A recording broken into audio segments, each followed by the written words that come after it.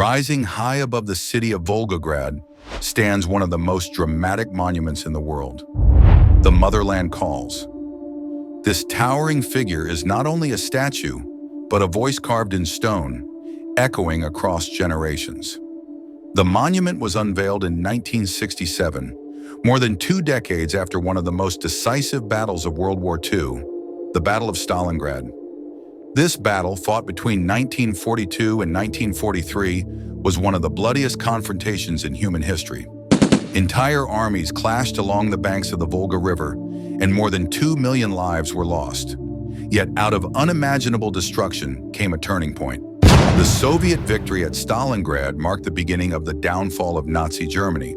To honor this sacrifice, the people of the Soviet Union created this colossal work of art.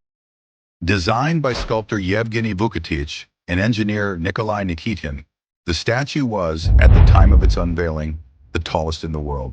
Standing over 85 meters high, with a sword that alone measures more than 30 meters, the Motherland Calls continues to inspire awe to this very day.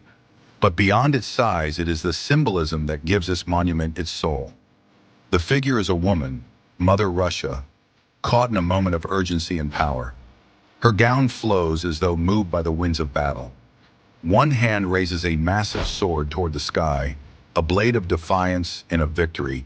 The other hand extends backward, as if calling to her sons and daughters. Rise, follow me, defend our land. Every element of this statue tells a story. The raised sword is more than a weapon. It is a call to arms, a cry for courage.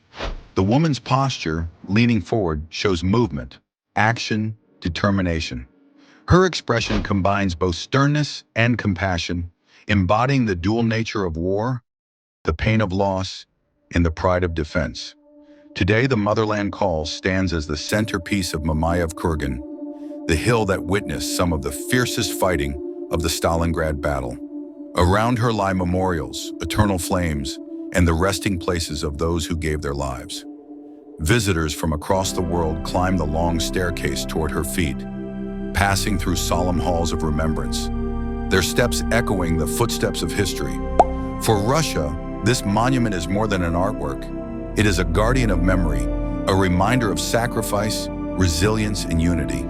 For the world, it is a message that even in the darkest of times, courage can rise and freedom can endure.